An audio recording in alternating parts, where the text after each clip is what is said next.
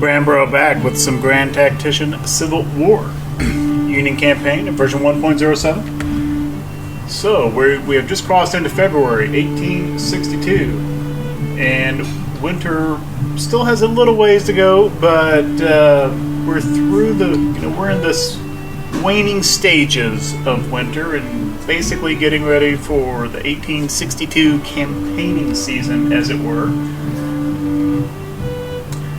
Johnny Reb doesn't seem to recognize the concept of a campaigning season because they've been quite active in the wintertime.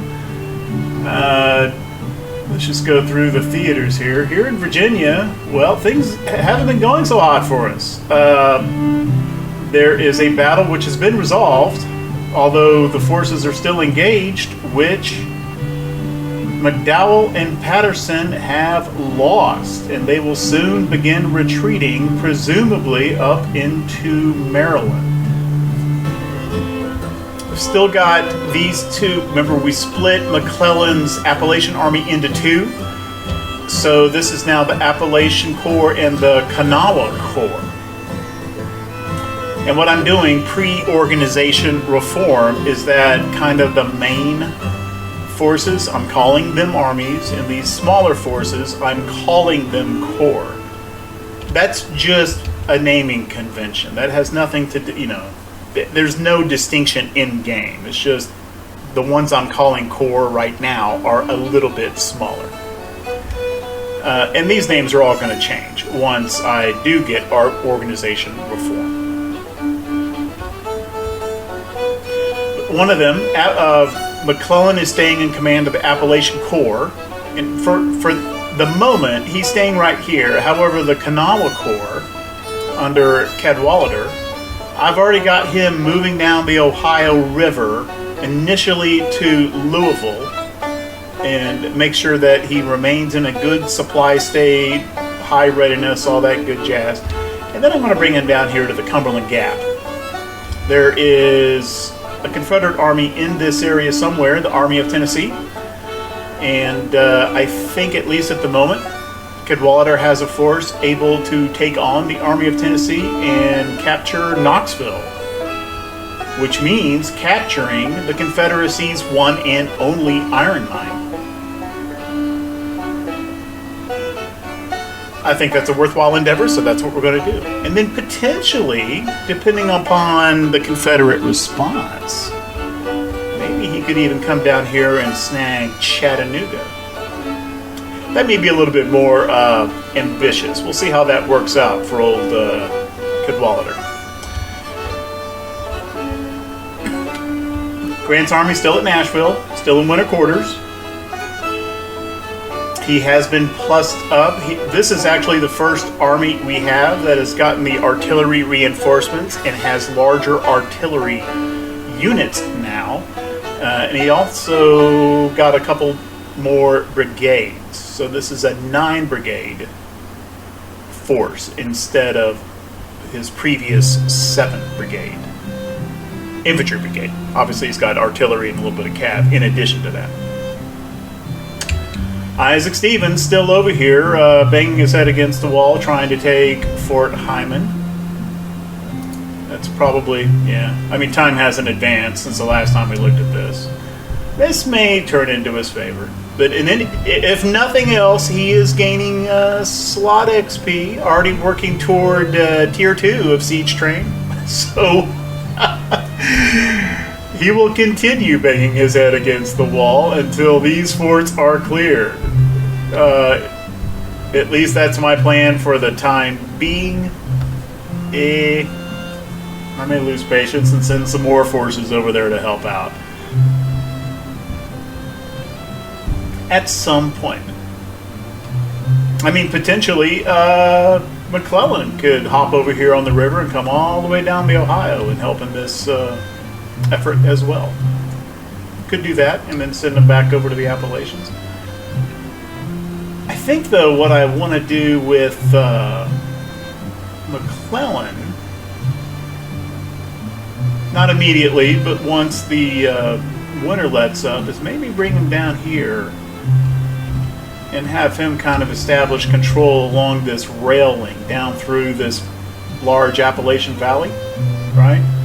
Maybe build a couple forts, that sort of thing. We'll see. I don't know yet. Or I may just bring him over here and fold him into the Army of Tennessee.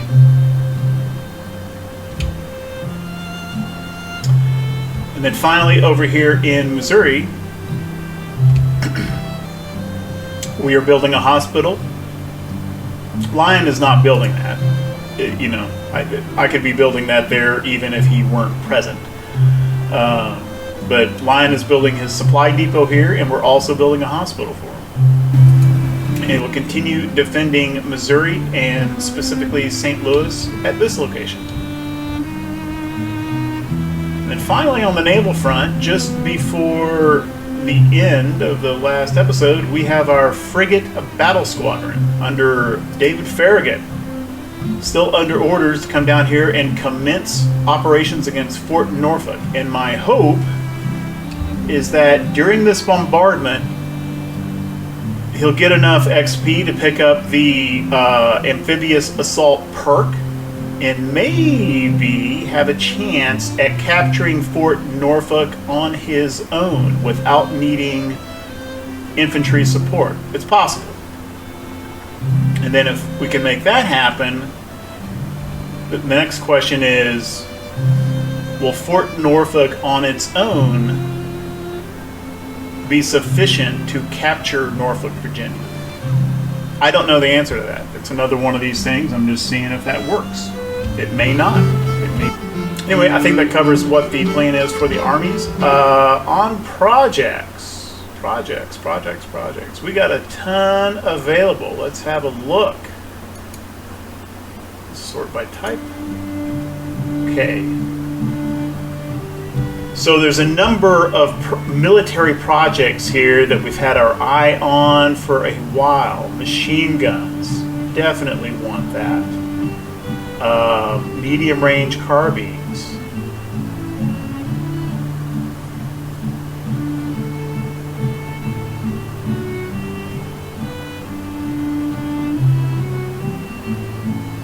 Another level of recruiting offices available.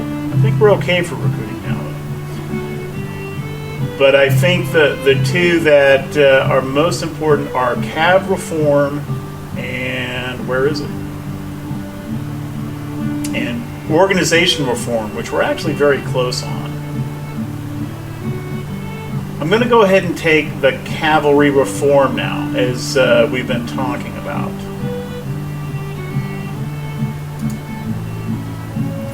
Right.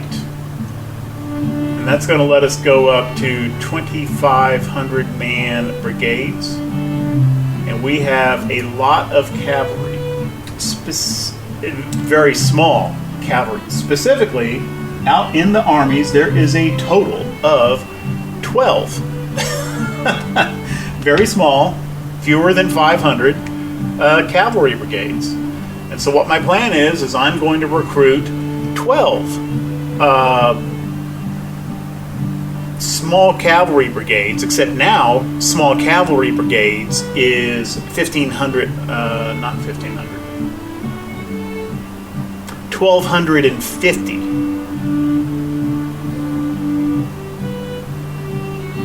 And once those arrive, I'll send them out, and I'm going to combine them with the existing cav brigades, and that should put all of our cav brigades at about 1,700 men, which is about the size of a normal medium-sized brigade, and that's big enough to, you know, be a lot more useful than they have been so far from a combat perspective. And even from a scouting perspective, because at 1,700 men, they can actually put out scouts, which increases their vision a lot.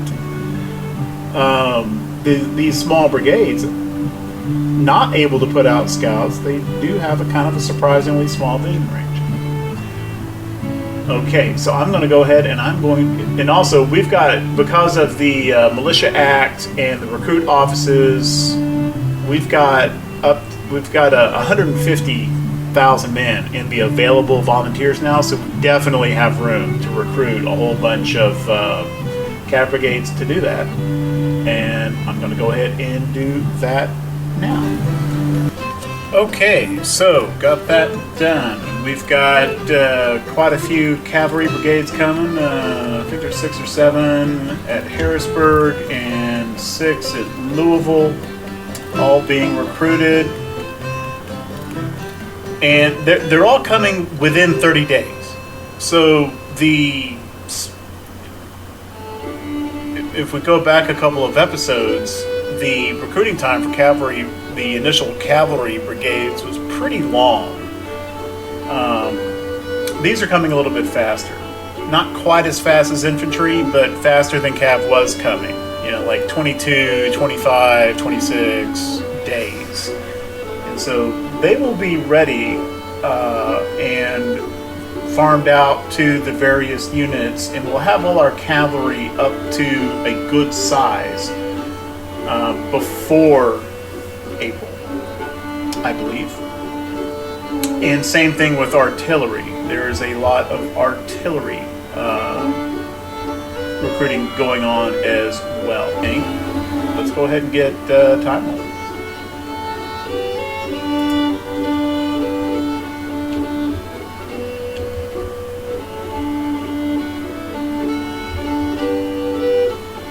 Most of the action should be occurring over here.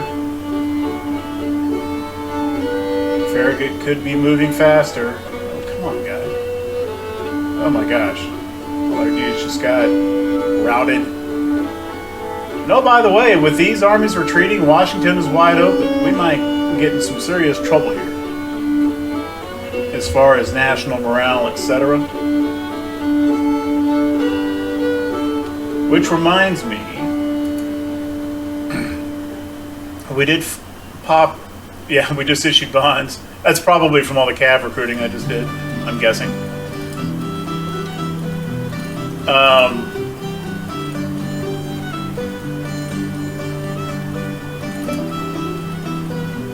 This is the correct date. February 1st. Our credit rating at the time was AA-.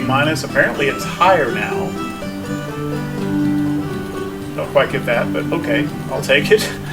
Recovery, wealth still below average and increasing, which is actually pretty good for Union. Tax revenues decreased. We didn't build any buildings because that hospital is still going in Missouri. So that'll probably show up in the next month's report. Imports and exports continuing to increase at a similar ratio.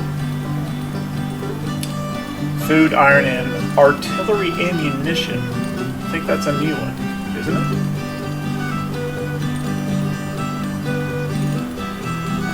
That is a little bit concerning, especially with the fact that we're about to plus up the size of all our artillery units, and apparently we're short on arty ammo for the ones that we currently have.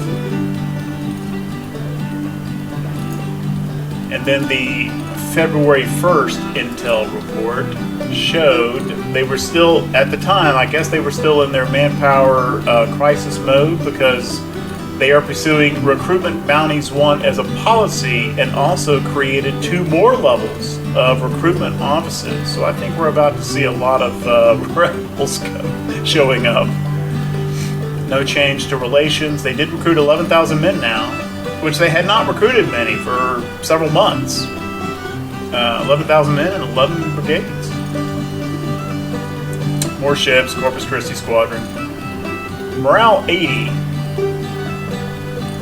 And still mostly defending his land. Of course, that was a week ago, and they won this battle at Manassas Junction since then.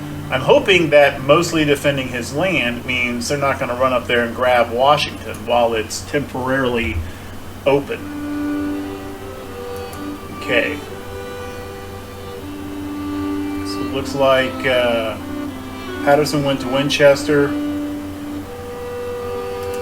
McDowell was a supporting force. Looks like he's coming up here to Leesburg. But he was a supporting force. He'd actually, well, he did lose.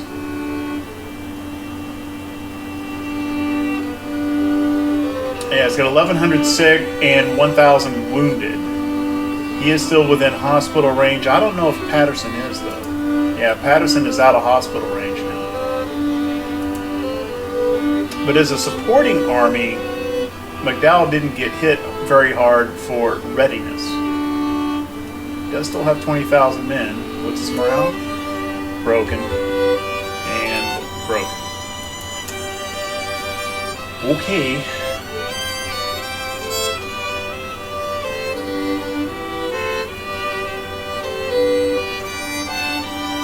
I think we need a new force. Which I kind of long term, I was kind of envisioning a 3-corps Army of the Potomac later after organization reform anyway. So what will eventually be the 3rd Corps looks like a good time to get that thing together. So let's do that. I'm going to go.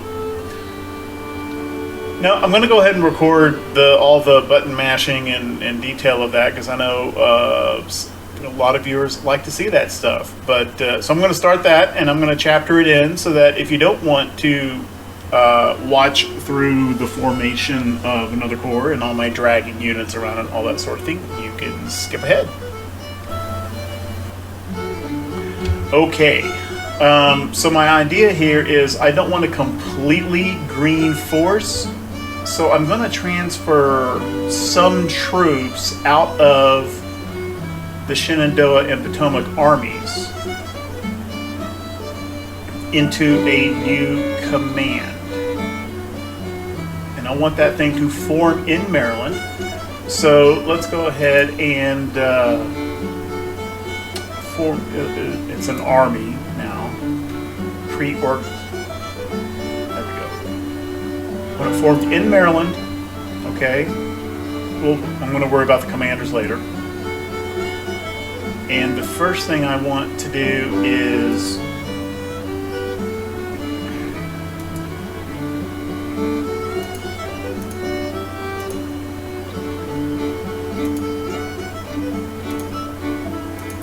I think I just skipped through it. Okay, 3 infantry divisions. Apparently this is another McDowell, a John McDowell. There's going to be an Artie division.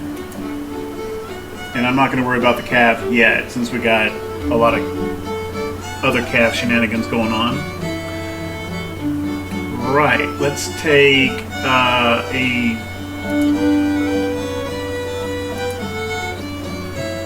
nice brigade from each of the 3 divisions in the Potomac Army.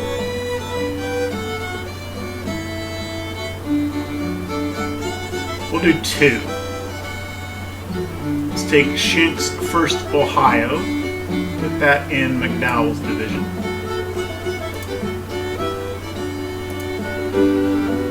Let's take Israel Richardson's 1st Michigan.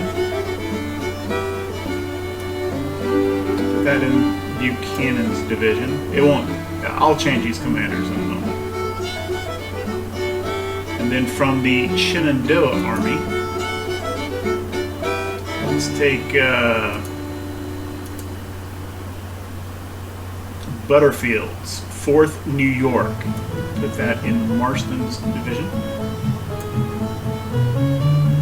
Then I had kind of an extra artillery battery in each of these armies. So let's take the first. These are all still small, right?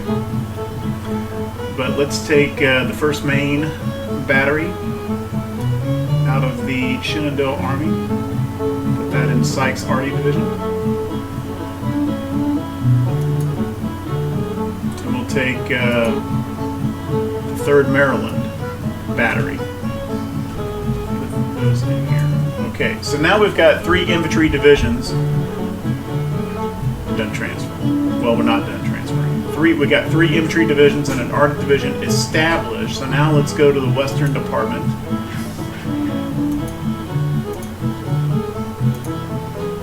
Yeah, excuse me, Eastern Department. We do have a number of brigades available. including some of our named brigades, our viewer brigades. So let's take the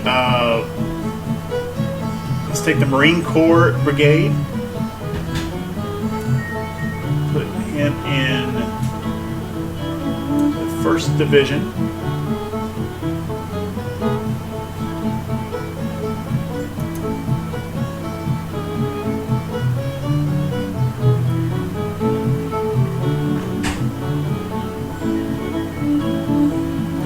We'll take Catterson's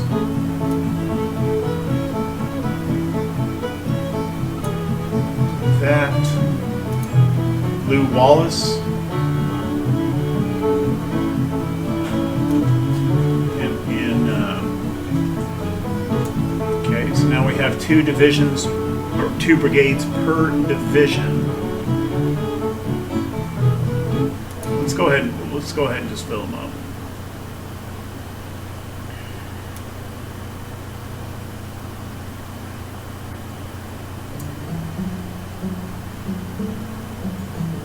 And they'll form quick, right? I mean, these are existing units transferring, so they're going to be there in 3 days. Okay. And then the Iron Brigade and the Fighting Irish, I'm going to backfill them back into the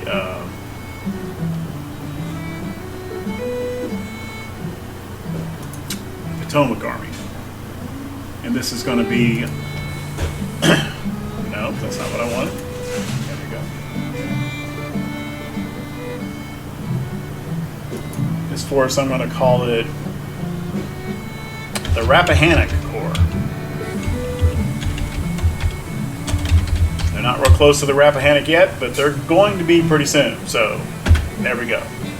And then eventually they'll be the 3rd Corps in the Army of the Potomac. I don't know if I really need to go full 9 brigades, though.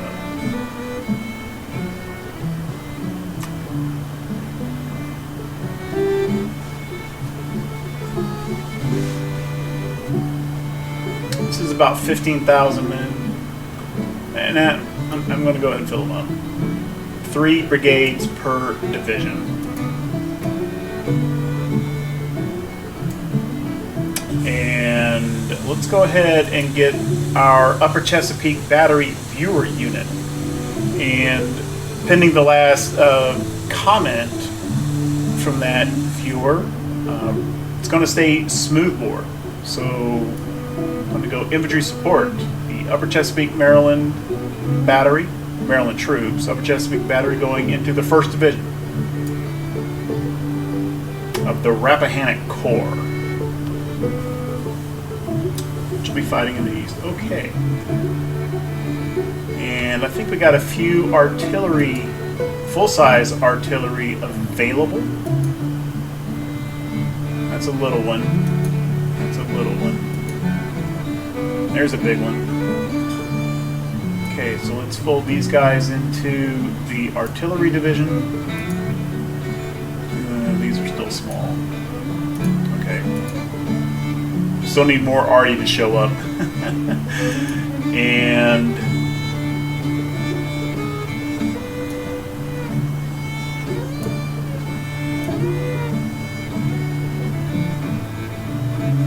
let's get smoothbore batteries for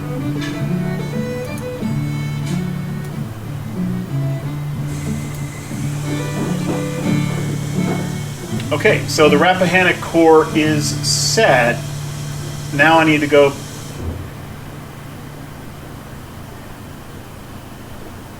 Yeah. Nope. Let's. I'm going to go 7 brigades in this one. This is going to be a 7 brigade corps for now, because I need a few units to feed back into the 2 main corps that I took troops from.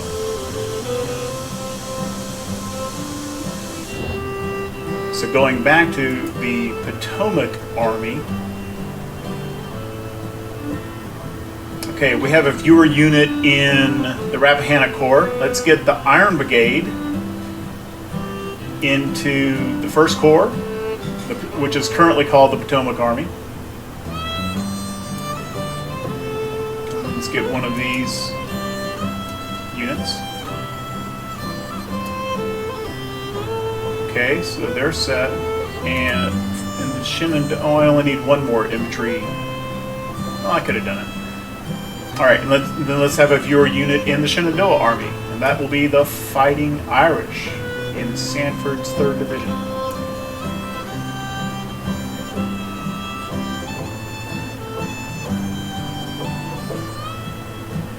And that still leaves us 2.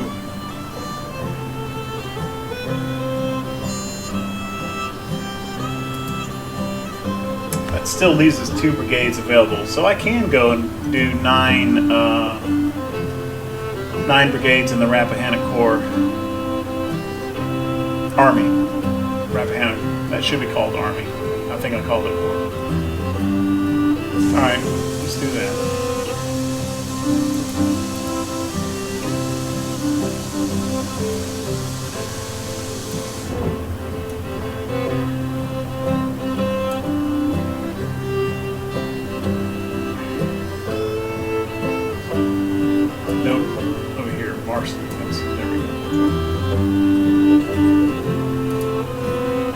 And let's get a few more infantry brigades recruiting here. Let's get 4 from eastern states.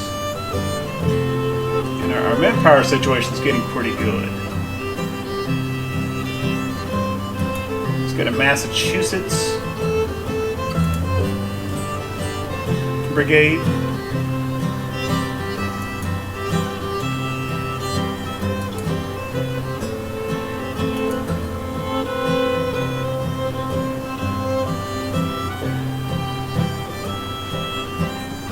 New Jersey Brigade. I don't think we got too many of those.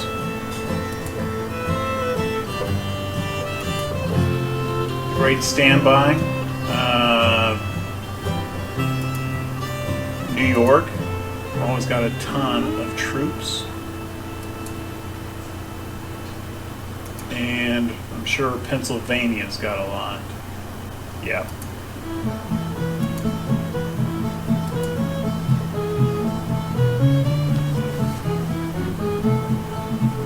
Right. Okay, now let's go back and sort the units. Just for OCD purposes.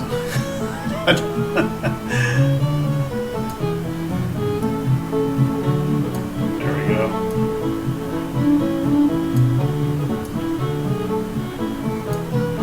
Okay, that works. So, Iron Brigade here. And this is no longer a recruited brigade. They're out in the Army, so this is going to be, let me consult my little cheat sheet here. This is going to be the 8th. If I can get my pen to work. There we go. Okay, this is going to be the 8th Pennsylvania Brigade.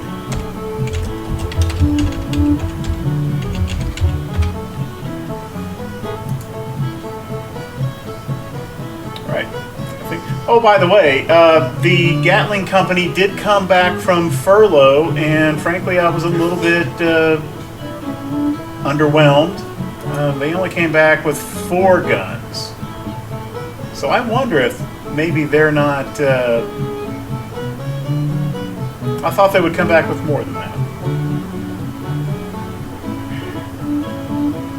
That one Gatling gun is still in our, you know, it didn't just take this one Gatling gun and then it was out, right? That's not how it works.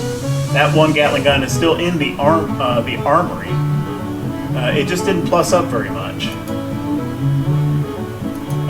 So alongside all these other artillery units, which are going to get a big infusion of manpower, so is the Gatling Company. Which means I'll be magically sprinkling fairy dust here and creating some more Gatling guns out of thin air. I'm only going to do it with the one unit, though. You know, well, I can't do it with other units. I need the machine gun project for that. And then who knows? I may sprinkle more fairy dust with some more shenanigans. Okay, Potomac Army, I think, is sorted. And same thing here.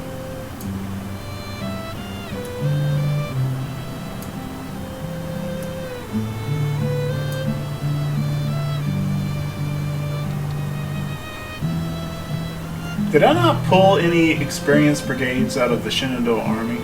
Did I mess that up? I guess so. Notice that I renamed it the Shenandoah Army because of its location at the time, but at game start, under Patterson, this was called the Department of Pennsylvania. And that's why not all, but the vast majority of the troops in this force are Pennsylvania troops. And I don't think it's all of them, but most of these that's in New York. I think I plugged those in there later. But most of these units, I think, were called historically the Pennsylvania Reserves. And years later, during 1864, during the Overland Campaign, right, the Army of the Potomac was right in the thick of fighting that campaign, and the Pennsylvania Reserves had been there through the war, right? They had been there through Antietam, the Peninsula Campaign, Fredericksburg, Gettysburg, the whole 9 yards. But they were coming due on their contract expirations. And I don't know if in their case it was 3-year or 2-year contracts, but right after Spotsylvania Courthouse, as the armies were moving south toward Cold Harbor, the Pennsylvania Reserves, which was like which was quite a lot. I think they formed an entire division in, I want to say, the 5th Corps. They all came due on the same day, right? I mean, they were looking at losing a division. And just a day or two before that contract expiration, they fought. It wasn't a major battle, right? That people, it wasn't a Wilderness or a Spotsylvania, but a pretty big battle at a place called Bethesda Church. And they were heavily engaged, and I think that there was some concern that these guys may not fight that well because they're due to go home in 48 hours, and no one wants to get killed. And in fact, they fought pretty hard, and they won that battle, and it was a pretty intense one. They threw back, I think it was Jubal Early's forces attacking them, the Confederate 2nd Corps. And at the time, if I remember correctly, it's been a while since I read about it, but it was basically the far left flank of the Army of the Potomac that Early was attacking, and it was these Pennsylvania Reserves that were defending at Bethesda Church. And they fought as hard as they ever had, and they won. And then a couple days later, they come up for their contract expiration, and they can go home if they want, right? But the Union never instituted the "you're in for the duration" thing, the way that the Confederacy did. And so they fight this battle. They do well, and they take significant losses in doing so. And then their day comes, and after all that these guys had gone through, like I said, they had fought through all the major campaigns of the Army of the Potomac for years at this point. Had gone through Antietam and Fredericksburg and Gettysburg. And the re-enlistment rate was pretty overwhelming. It wasn't 100%. A lot of them did go home, but well more than half of them stayed to see it out. And I think that's pretty impressive.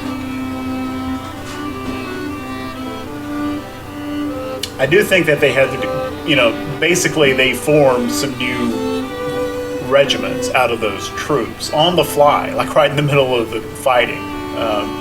But a whole bunch of those guys stayed and saw it out. Okay, I'm off of that tangent. And we've got okay, so I think we're sorted now for Shenandoah Army. Now, let's go look at this Rappahannock, which I should be calling an army because it's bigger. I'm going to call that the Rappahannock Army for now.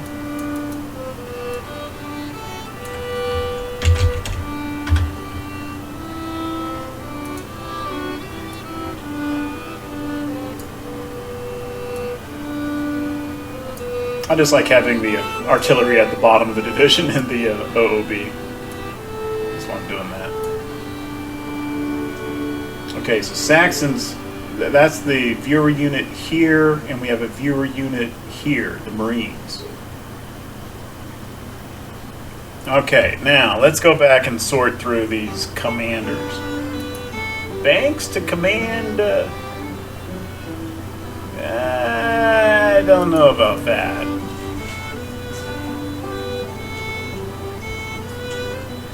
You know what? He's old as dirt, and he never held field command historically, but I don't think the game reflects that. Winfield Scott's got pretty darn good stats. Let's put Winfield Scott in command of the Rappahannock Army. Interestingly, not a West Pointer, shown as a volunteer officer. And I think that's probably because he was old enough. He's like he's 75. He was already old as dirt whenever he commanded in the Mexican War. I think because he was probably in the Army before there was a West Point. That's probably why he's not a West Pointer. Okay. Let's have a look at... I don't think so. Actually, you know what we ought to do? Who are some of our more experienced guys? Yeah, you know what? Let's take a couple of these brigade commanders. I think I like that idea. Now this is an experienced unit, the 1st Connecticut, 4 stars. Newsflash, they already don't really care for keys. Anyway, no matter who we put in there, they're going to hate them. So I'm not worried about that. Let's see if we can find a good colonel to replace Keys. Let's see if we can get an infantry guy. How about Benjamin Bryce? That's probably okay. So we got Keys. And are we, Sheridan, ready to bump up to division command?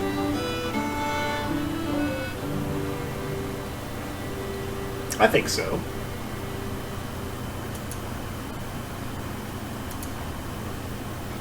Let's do that. Richard Delafield. Yeah. What do I... Am I sorted on? No, let's sort on leadership. There we go. Charles Whiting, Cav guy. Let's save him for Cav. John Sedgwick, yeah. Let's get Uncle John in there. Okay. I think that gives us a better crop here. So go Keys for the 1st Division.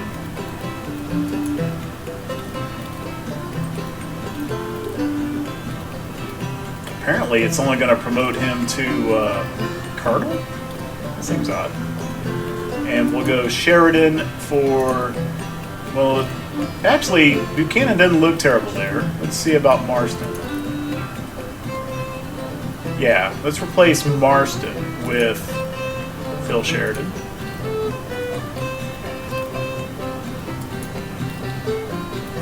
Okay. Schenk staying. We brought these guys over, so we'll leave Schenk in command here. He's okay in leadership. He's actually got good administration. That helps with the readiness of this brigade. Leave Richardson here. Butterfield's got 3 stars in leadership. Okay, so we'll stick with that.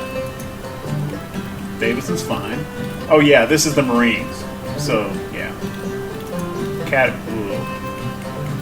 Well, the only thing he's really missing is fame.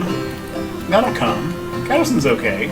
He's got 2 stars in initiative, leadership, and admin. Lou Waltz is fine. Crook's okay. And maybe. I'm gonna leave him. Irwin's probably okay. I mean, they're gonna come up on these stats as they see combat. Alright, I think these guys are alright. What about Sykes in the artillery division?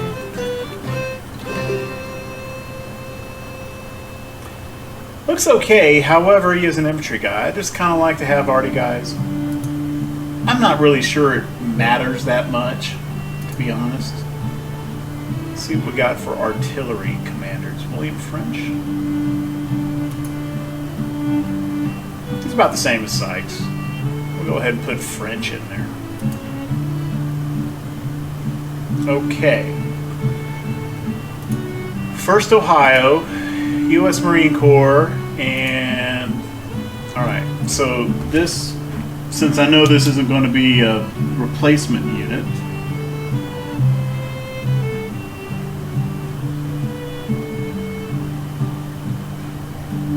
this is going to be the 2nd Massachusetts.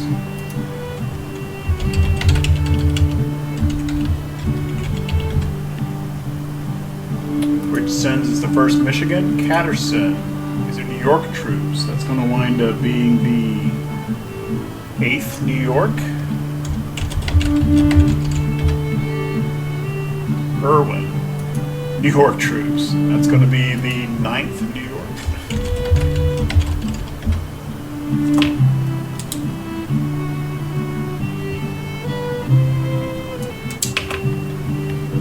Butterfield.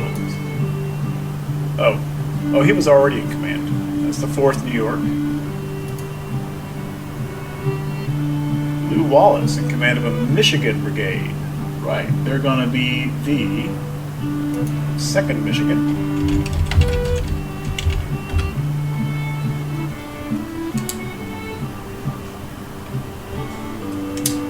He really ought to be in command of Indiana troops, but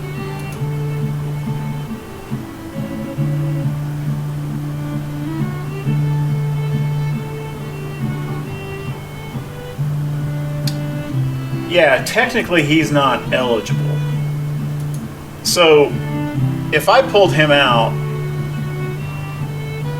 and then tried to put him back in, the game wouldn't let me. The player cannot put a volunteer officer or a political officer in charge of a brigade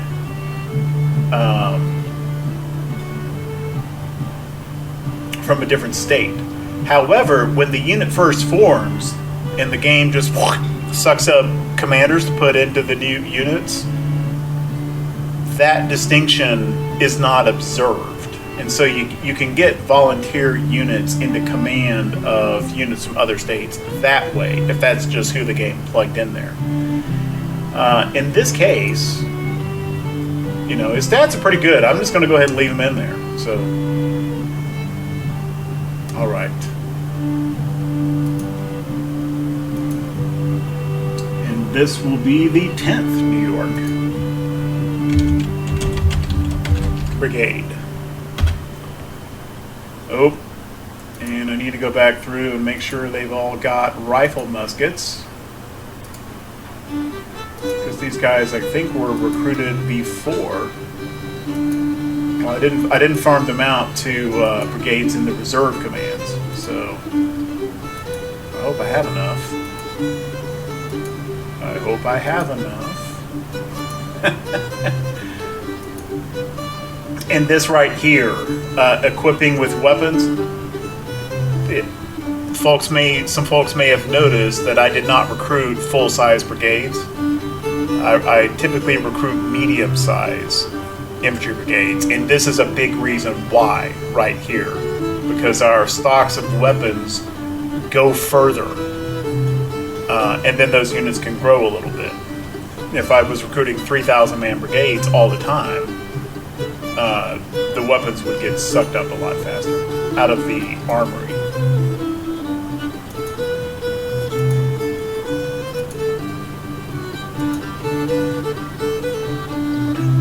And most of these units will grow to much larger eventually.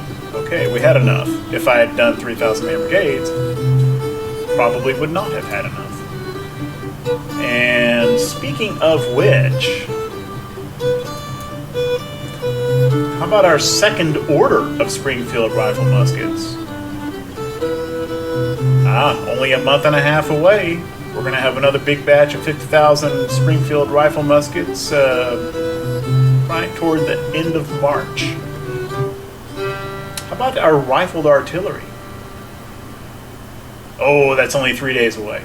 And we're going to have a bunch more 3-inch ordnance and 6-pound wireds, which marries up nicely with all of the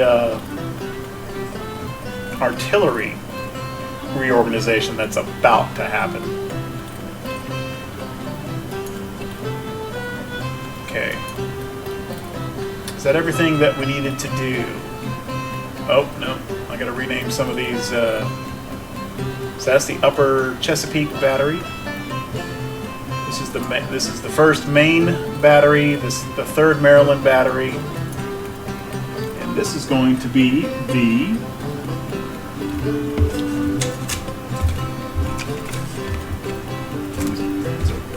different post-it note.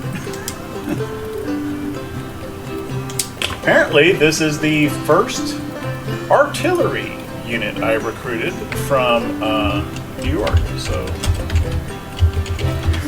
first New York battery. This, of course, is the Upper Chesapeake Battery Viewer Battalion.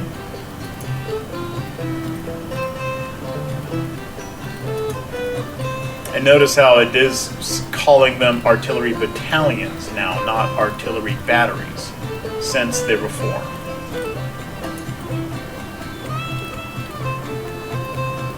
This is going to be the 2nd Pennsylvania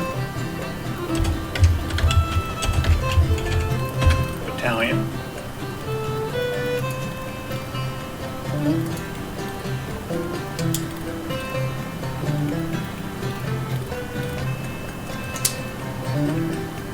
And the 2nd New Hampshire.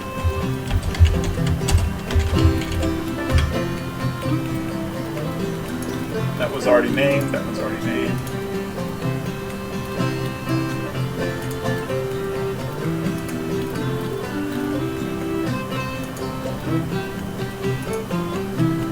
Just double check these. I don't think I think this is all covered now. Iron Brigade, 8th Pennsylvania, Connecticut Battalion, 4th Maryland, 1st Vermont.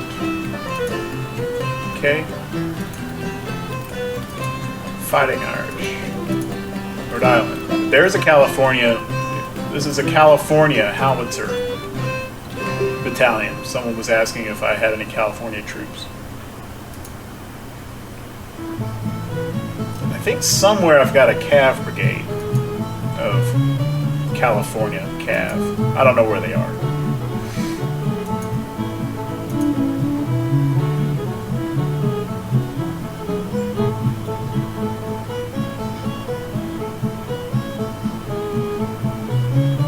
Okay, I think that's it.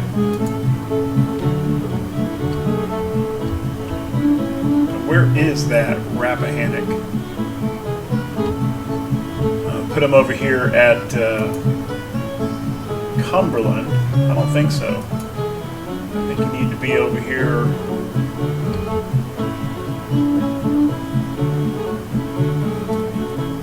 Let's bring them right to Washington.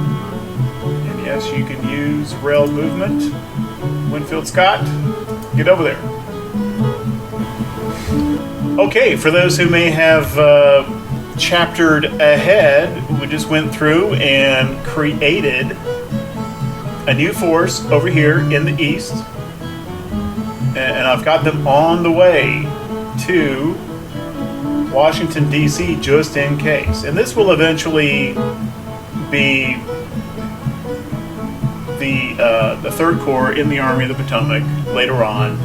You know, basically what I'm saying is I was eventually going to form this force anyway. And let's just have a look.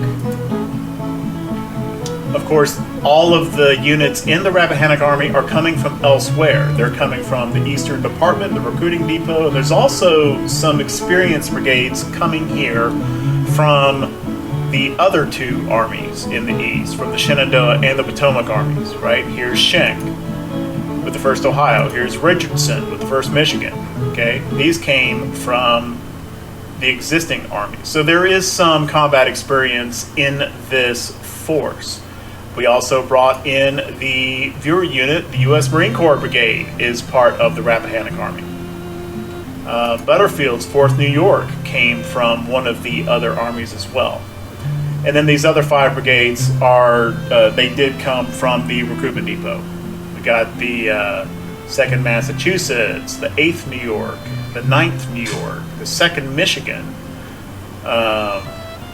and the 10th New York. And they've got some artillery coming as well. Some of these are smaller, older units, but some of them are full size too. Because we have a cavalry reorganization effort that's going to be happening very soon anyway, I did not initially assign them any cavalry, but they'll get some cav as well. All right. Well, I think I've done about what I can do to fix things in Northern Virginia. Our frigates are still... Where are they? Oh, here they are. Still headed to Fort Norfolk. So that should be starting up here momentarily.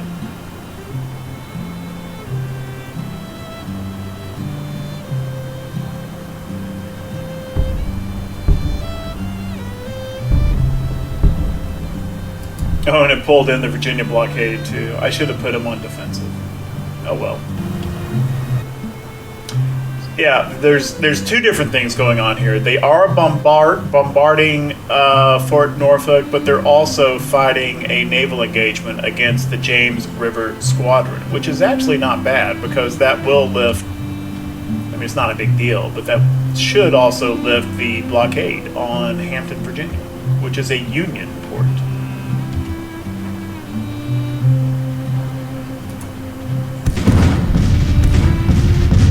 Okay, Patrick Henry's sunk.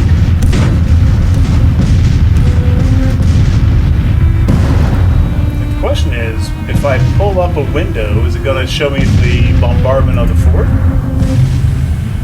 Or is it going to show me okay, this is the battle. Okay, 3 disabled ships so far. Oh, CSS Virginia is actually in commission.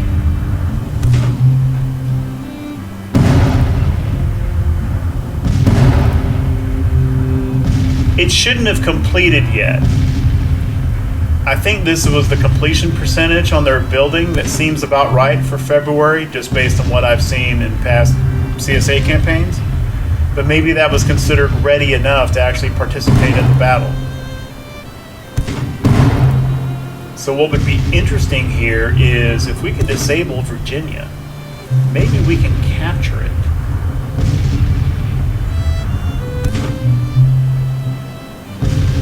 However, our frigates might get banged up here pretty good, because it's going to take them a very long time to beat down CSS Virginia.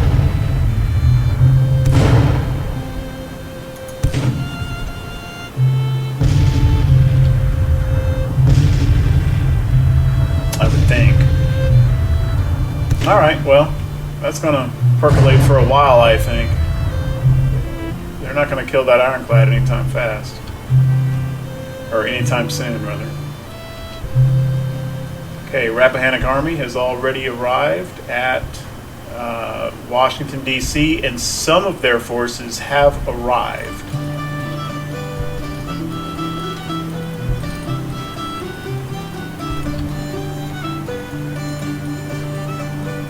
Also looks like the Army of the Potomac, the Confederate Army of the Potomac, is headed up our way.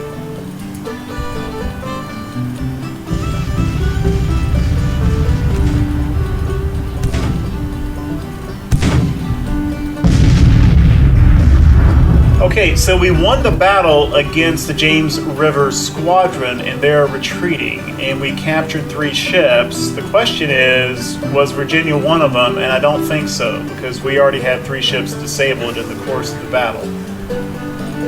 But now we know we need to keep an eye on where that James River Squadron is, because that's where CSS Virginia is.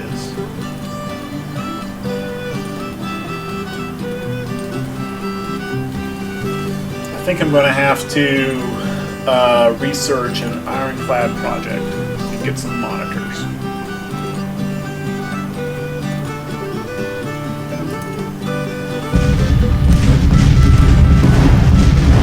Oh no, unit disintegrates. They didn't have a retreat path. So now the question is, what happened to CSS Virginia? Did it just go back into the CSA Harbor pool? Or is it just simply gone? What I do know is these fleets don't look like they've got the readiness to finish up this fort siege.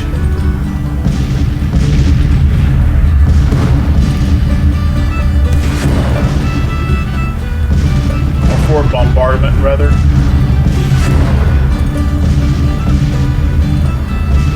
Well, they got the fort down to 71%.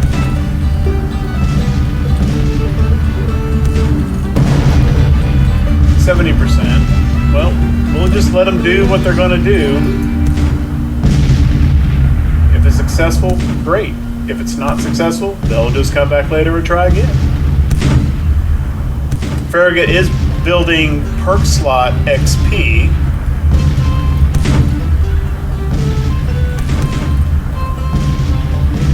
It's going to take them a while, though, to get up to where we get that amphibious assault perk to allow capturing a fort. I really would have preferred for the Virginia blockade not to have been in this battle.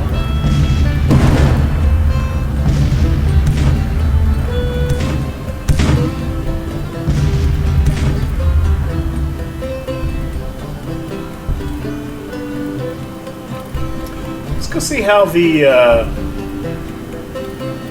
Fort Hyman thing is going.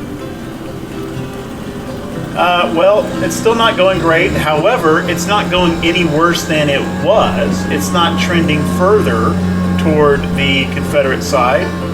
So this may still turn out okay.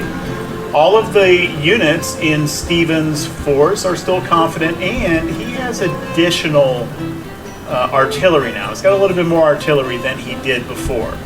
So keep cracking on there. Aha, look at this. We have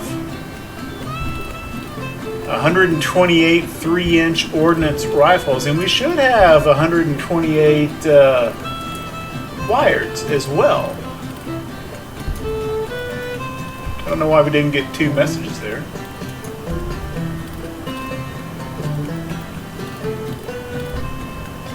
Yeah.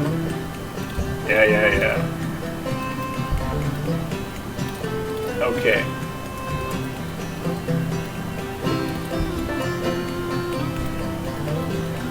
Yeah, the artillery situation is about to become much better across all of our forces.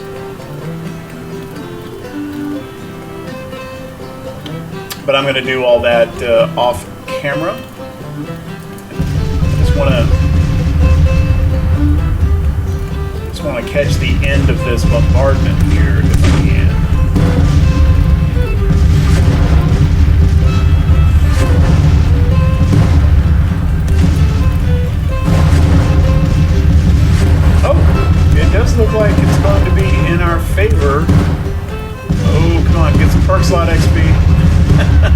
get this amphibious perk in before, if we can. We're starting to run out of ammo. A lot of these ships. And actually, the needle's starting to go in the wrong direction. Although Fort Norfolk is down to 41% condition.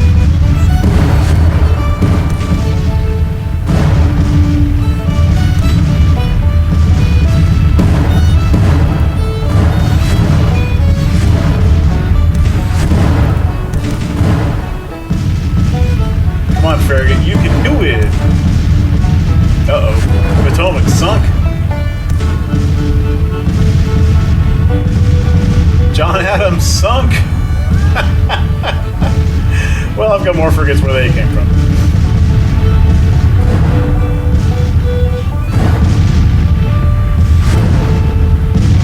Well, some of these other ships are getting beat to hell. Congress down to 32%. Cumberland 48, Macedonian 55, Brandywine 48. Wait. Pause.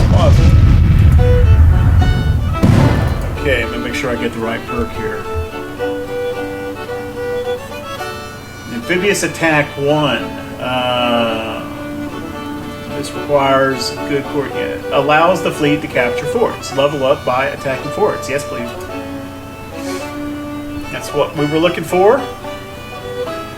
And then for the next perk slot, we'll get him a nice bombardment perk of some type.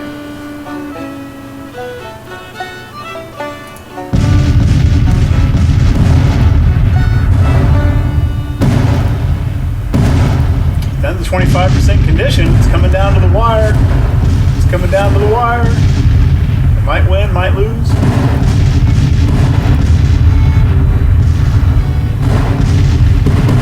Uh-oh, Cumberland sunk.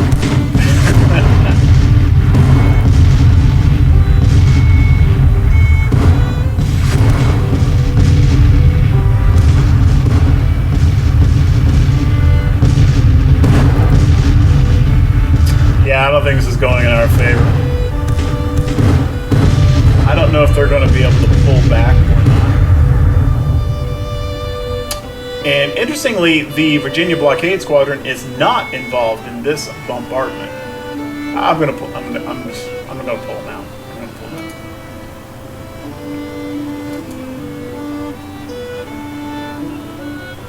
Oh, they are. There's actually two different bombardments going on here. Interesting. And we've lost some ships here as well. Well, Virginia Blockade they've gotten a perk as well. So let's go ahead and give them, I'm sure there's got to be a blockading perk of some type.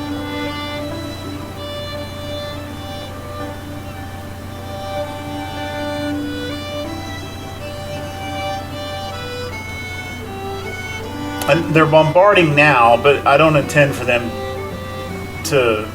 Yeah, blockading squadron, blockading efficiency plus 10%. That's what we want for this squadron.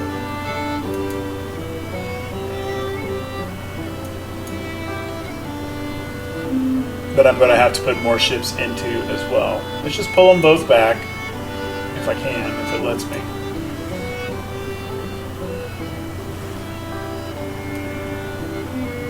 No, they can't. They're at low readiness, so they can't move, except can they do a return to port?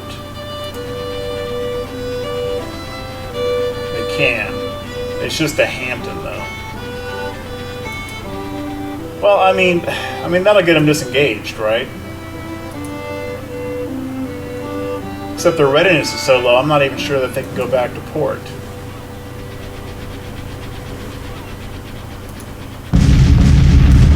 They're moving, so they can at least do that. Okay, there goes the battle squadron. He broke contact.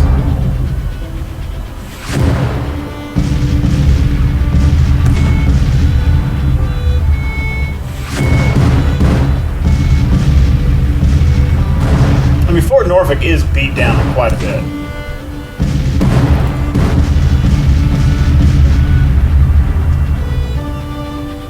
Okay. All right, those two fleets are disengaged. The James River Squadron is disintegrated. Okay, so they're gone. We've lifted the blockade on Hampton. We've got the condition of Fort Norfolk beat down. And we've got perk slots in the Virginia Blockade Squadron and in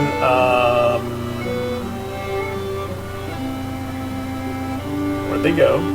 And in the Battle Squadron. So we'll just get, matter of fact, I can just do that now.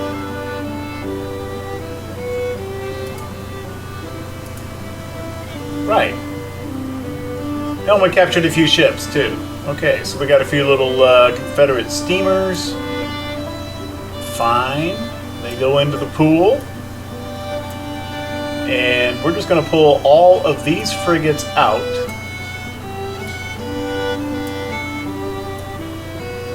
For repairs. Put it back into the pool. And we'll plug 7 more ready frigates right in there.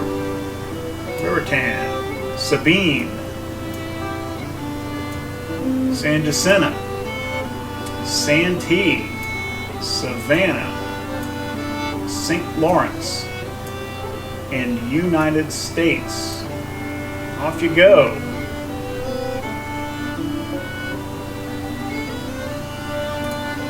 Off you go in the next episode. Okay. If you like what we're doing with the channel, if you like the content, then leave a like, leave a comment, maybe even subscribe. If you're new to the series, new to the channel, want to see the other episodes in this series that you may not have caught, I'm linking the playlist here. At any rate, thank you very much for watching. I appreciate it.